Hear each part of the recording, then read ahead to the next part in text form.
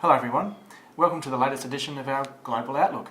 My name is John Ferguson, Director of Global Forecasting and Country Analysis here at the OU, and today I'm joined by Kaylin Birch, our Global Economist and Lead US Analyst. Today we want to talk to you about the state of the global economy. There has been some signs of potential respite in terms of falling oil prices, a potential pause in the US-China trade war, and a change in our US Fed forecast, which raises the question, what does it all mean and what does it all mean for the global economy? Kaylin, maybe we can start with the Fed. What's going on here? What's the change that we've seen? Before we get to our forecast and what it means for the global economy in the US, what's going on here with the Fed?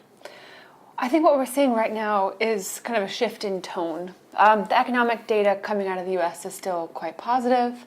Back in October, we saw a fairly firm CPI, consumer price inflation, that was being driven up primarily because wages are rising. That's beneficial for workers. That'll feed into continued strong growth in household spending. And unemployment is still at a near record low of 3.7%. And we continue to add more jobs to the economy. So the economy is ticking over well. And the Fed's watching all that, thinking we need to, before this change, thinking we need to increase interest rates. The language has been quite strong coming from the Fed that they see only positive data coming from the economy for the most part in real terms. Sentiment is another question, but the data is still quite firm and that they need to respond to that with gradual pace of monetary tightening. Back in October, the chairman of the Fed, Jerome Powell, said that we were still, quote, a long way off of the rate that would be considered neutral for the economy. So the rate of interest that would neither stimulate faster economic growth, but also wouldn't hold back the pace of growth. So that, to the market, said we have a lot more kind of rate hikes that are coming down the road, and the Fed is still very bullish. Then in November, we saw, again, a market change in tone, and that's what we're working with now, where we saw Jay Powell come out and say that already, kind of in the span of a month, they were considering that rates were close to the lower bound of a wide range, so still kind of hedging their bets there, but they were getting closer now to the rate that we considered neutral. And that was the change in tone, in rhetoric and in tone, that I think, to be fair, there's been some misinterpretation, and that's where maybe the disagreement is amongst analysts and amongst the markets. Whereas we've interpreted here at the OU in a way that you've just described, that Mr. Powell was talking about being at the lower range, or at the bottom end of a range of this hypothetical neutral rate, whereas others may have interpreted that his comments as we're already there, or basically in that range. And there's a big difference. There is, and that's why some people are only expecting one, if any, rate hikes from the Fed in the next 12 to 18 months, whereas we haven't interpreted in that way. Yeah, the market is very sensitive at the moment, really. And even back in October, when Powell said these things about the economy doing so well and more gradual rate hikes, that to people, kind of the we're still a long way off, those words really prompted the market, we think here, to overreact a bit there and to have a more positive view of how the economy was going to keep growing and what that meant for increasing rates. I think the opposite thing happened in November. Again, as you said, people interpreted, they kind of seized increasingly on the kind of getting close language, or we're near the range. But what he was really saying was that there's a wide range of estimates that could be neutral, and we are not at, but we're close to the lower end of that. So to me, that says there's still a lot of room to go. Absolutely. And one rate hike next year is a possibility, but it's still, in our mind here, a little bit unlikely. And we're now forecasting 2 rate hikes. Previously, we've been expecting 3 in 2019, all 25 basis point rate hikes. But given the fact that the Fed is kind of expressing more concern over the pace of growth, the fact that we do see kind of some of these factors that will impact inflation, like lower oil prices, starting to ease off, all that says for 2019 that we might not need the number of rate hikes that everyone had been expecting. And 2 is really the more likely scenario now. Yeah. So that's our new forecast. And I guess the other change in sort of commentary that we noted was Mr. Powell and others in the Fed talking about being more data dependent, or being dependent on incoming data, which is a bit of a shift in their language. But for us, that sort of reinterprets or reinforces what you just said, that there will, in our view, still be some positive data coming out of the US over the next 3 to 6 months. So at least in the first half of the year, some of the data will still be strong, which reinforces our view that the Fed will probably hike maybe twice in the first half of next year, before then pressing pause as these other things weigh on the US economy. Yeah, unemployment still at the lowest levels we've seen since the 60s. That will continue to feed into, as we said earlier, wage growth. We're seeing already employers reporting that they're having trouble finding workers to kind of fill the sufficient, what they consider to be a fully staffed companies, so that will continue to feed into kind of wage pressure increases, employees' ability to negotiate for higher wages. All this means that consumer spending is going to stay strong at least for the next 3 months, probably the next 6, and then things we think will start to turn. Yeah. Great. And the other related news, or the related area where this has an impact, is really on emerging markets, which is one of our areas that we've talked to our clients about being one of the top global risks. The threat of faster than expected Fed rate hikes, putting more pressure on emerging market currencies, and then leading to possibly wider contagion. And the slight positive outcome out of the change in tone at the Fed and our new forecast is this should take some pressure off emerging markets in the next 3 to 6 months. It'll help, certainly, especially after the October language when everything looked so bullish in the US. That was feeding into a stronger dollar relative to a basket of currencies, and that will, again, draw currency out of emerging markets as higher rates are expected in the US. And we're still expecting those kind of broad trends to continue. The US economy will continue to perform well, probably see 2 rate hikes next year, but it will ease a little bit of pressure on emerging markets because it's not looking quite so positive for the US dollar as it was previously. And just on the US economy, we've only made a very slight change to our GDP forecast for next year. So we've changed our Fed forecast and relatedly a very small change to our GDP forecast, going from 2.2 just to 2.3% next year. That's right. And that's primarily based on the fact that we expect households to be a little bit more comfortable spending because interest rates won't be rising quite so quickly as we had previously expected when the Fed had taken a different stance. So mainly through household spending, supporting that 2.3% GDP growth in 2019. The second factor in that GDP revision is the change to kind of the current lay of the land between the US and China, with the G20 summit kind of leading to this at least initial sort of tentative agreement between the US and China to press pause for the moment on new tariffs. So knowing that tariffs won't be raised on this latest group of 200 billion worth of Chinese imports to the US from the 10% rate currently to 25% effective January 1st. That was one of the factors that we had really weighing on US businesses' ability to be competitive and business sentiment generally. And so that pause, and it's only a pause, but that will be enough to keep the economic data slightly more positive heading into the year, and that's the second factor. Absolutely. But that is far from a guarantee that we're going to see any sort of real slowdown in this recent escalation between the US and China.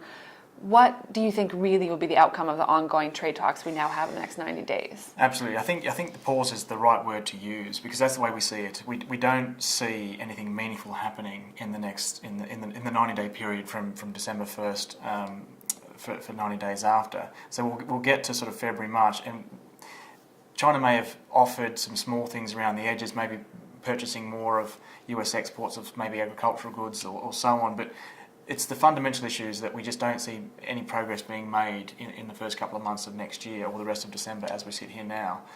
And that's because technology is at the centre of this, and what US firms and other firms will complain about or upset about is in China when they have to do business, they have to go into joint ventures, and that means handing over or forcing what they call forced technology transfer to Chinese companies. And it's really hard to see China making a fundamental shift on that approach to foreign firms doing business in China. So we don't expect that to change. Without that change, that's why we call it a pause. So we are expecting those tariff rates that were sort of going to come in on January 1st, we expect them to come in around March 1st or beyond as the trade war resumes. It's a pause, which means eventually we think it'll come back on. So it was potentially good news for the global economy, as the change in the Fed commentary was also. But as we just said, the US economy we think will still slow down to 2.3, so it's not a major positive boost for the global economy. And the trade war, again, is a pause. So it gives some respite to the global economy, some respite to China's economy and the US, as you mentioned. But it's only a pause, in our view. And it's not just a trade war, as we talked about before, too. This is currently taking the shape of a trade dispute, morphing into recently a serious trade war. But as you mentioned, there are some kind of deeper structural issues underlying that aren't going to be kind of going away anytime soon. Absolutely. We see this as strategic competition between the world's two biggest economies and two great powers. You could throw Russia in there as well, but in this sense, it's China and the US. And because the rules of the game really matter, who controls the rules of the game in terms of how your businesses conduct their business in each other's country, means you have access or not to those leading technologies that we all talk about: AI, big data, robotics, drones, and so on. We just don't see a change in how China approaches that, because they have their Made in China 2025 strategy, and that's fundamental to their sort of future growth, moving up the value chain, becoming a leading player in those technologies. And that's exactly what's challenging the US, because the US, rightly or wrongly, probably sees himself as the leading country in those sort of advanced technologies. So this is why we think it's really not going to be resolved anytime soon. And the other reason, which we really need to make a point of, is that we think we are more likely to see a positive outcome from the sort of global trade war and the trade dispute if there was international coordination. And at the moment, Mr. Trump just doesn't have that approach. He has a bilateral approach, and it looks like actually he could escalate the trade dispute with the EU, for example. And when it comes to the issues that we're talking about with China, the US on their own, we don't think is enough to shift China's behaviour. Whereas if that was a more coordinated effort with the EU, with Australia, with Japan, with others, then we think there'd be a greater chance of this trade war being resolved in the near future. But without that, we expect the trade war to carry on, which, coming back to the global economy, will be a big drag on the global economy next year. Right enough. And the US, and again, most of its traditional major partners, the EU, other partners in North America, have the same approach to the rules of the game, as you mentioned. China has a very different approach to that. The US is not drawing on its partners who share that same idea of how the rules should be written and how the global economy should be structured. Absolutely. So, in a way, a wasted opportunity there. Absolutely. That makes me think of another situation where the rules of the game are being kind of restructured. New powers are asserting themselves, and that's the oil market, where we see the US taking a much more direct, if not kind of a direct impact, but at least kind of speaking openly about what it wants out of the oil market and putting pressure, indirect pressure for the most part, on traditional partners and or competitors to change their oil output kind of strategy, and that's impacting prices significantly. Absolutely, and this was the third area that we wanted to discuss, because the natural question with the recent fall in the oil prices is, will the global economy see a boost, a benefit from that fall? And I guess, given that we're quite gloomy about all this, we don't see the global economy receiving a major boost, because, correct me if I'm wrong, but one of the main drivers of this is the slowdown in growth. Yeah. China, US, and that puts downward pressure on the oil price. But that means the fall in the oil price is only sort of cushioning the global economy rather than being able to give the global economy a boost, if that makes sense. Yes, absolutely. I think earlier in the year we were looking at oil prices really being driven by supply side factors. So the US said it was going to put harsh economic sanctions on Iran, and Iran would be cut out of global energy markets. What happened? Prices jumped to $70 a barrel in May when the announcement was made, and they jumped to $85 a barrel in September, early October, around the time that sanctions were about to be imposed. Then at the last minute, after the US had put pressure on Saudi Arabia and others to agree to raise their production and offset Iran, therefore keep oil prices low, something that Mr. Trump has been unequivocal about. That is absolutely what he wants. At the last minute, now that we had new production sources coming on stream, particularly from Russia, the US decided to put in place sanctions waivers so the major importers of Iranian oil. All of a sudden, Iran is back on the market, and we're now looking at a market that'll be oversupplied in 2019. And what happened? Prices tanked to briefly below $60 a barrel, which is a level we really haven't seen in quite some time. And it's because of these supply factors. However, we have to bear in mind that the fact that oil prices fell so quickly wasn't because we're going to be in a position of massive oversupply next year. We'll have a little bit of extra supply, but it's not going to be anything like what we saw 5 to 6 years ago prior to the major commodity price slump. Prices fell because we have a little bit more supply, and demand is really going to be weaker than would be the case if economies were kind of close to where they were in their growth cycle a couple of years ago, when they were still moving on full cylinder and everything was kind of just going as well as it basically could. China is slowing down. Its economy is slowing for domestic capacity constraints for the most part. Domestic debt is rising heavily. The Chinese government can't continue to invest in more manufacturing capacity and new construction projects that aren't feeding into the productive capacity of the economy. They can't keep fueling this very impressive growth by just building more excess industrial supply. It has to come from somewhere else, and as a result, the economy is going to slow down. The US is facing similar constraints, and again, we have growth slowing to 2.3% next year, and all this slower growth means there's less demand for oil in energy-hungry sectors like transport, construction, manufacturing, all these key areas. And that means that with less demand, prices will fall. So supply is still a very important factor, and these geopolitical shifts, the US competing with Saudi Arabia, the US competing heavily with Iran, but then offering kind of exemptions at the last minute, all of those things are impacting prices. But the fact that they're putting so much downward pressure shows that people just don't expect that they're going to be consuming as much oil next year as they were this year. Right. So to sum up our potential three benefits to the global economy, we don't really see much at all. The Fed change will add a slight bit of growth next year for the US. The trade war is only a pause, and the fall in oil prices we think will sort of cushion the blow to the global economy, but it won't sort of stimulate or allow these countries to grow a lot faster because of domestic structural issues. Right. So that's our gloomy picture on the global economy and the update we wanted to provide. But Kayla, maybe we can just finish with an exciting product launch that we've just gone through here at the EIU. We do have a very exciting launch, and it comes at a time when the oil supply kind of question is definitely a very important one. The US has put these sanctions on Iran. Iran is already starting. Obviously. This we can't get away from. And Iran, prior to those sanctions being imposed, as we know from kind of real world data, was already starting to kind of conceal how much it was really exporting to the market.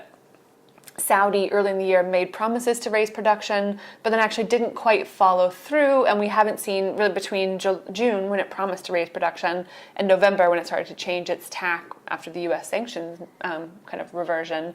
We didn't see any new production really come online from Saudi Arabia. So understanding what people are really producing, which is often separate from officially published numbers, is very important. So as a result, we have launched in the last month the Oil Adequacy Index in partnership with Cargometrics Technologies, a firm that's based in Boston and has a view on the global shipping industry, using real-world observation techniques to monitor which ships are moving where, what goods they're carrying, and how one can then compare how that differs to officially reported data.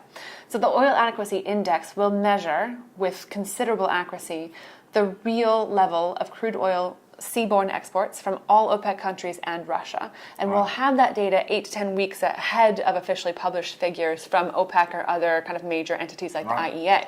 So what this gives us is a view on what real exports to the market, real supplies to the global oil market are looking like about 2 months ahead of time that we would have known otherwise.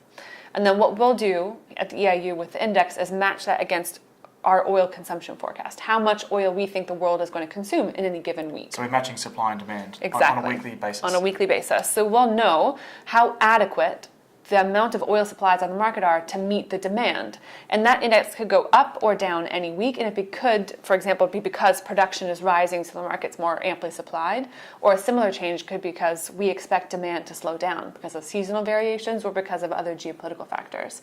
So we're looking at those two things to offset one another to really understand where the market is moving and ahead of time. Because again, geopolitics, but also national politics, what Iran's doing and what it's telling the world it's doing, what the US is saying it wants and what it's actually doing in real practice.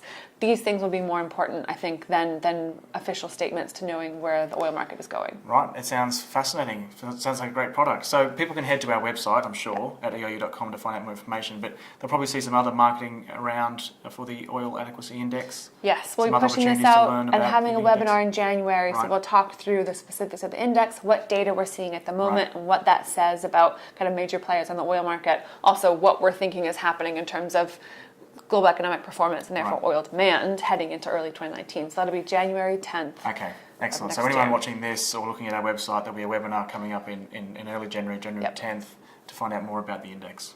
Fantastic, excellent. Well, that's really exciting. So despite the gloom around the global economy, there are some really interesting and exciting things going on here at the IU, but that's all from us for now. We'll talk to you next month with another update of our global outlook.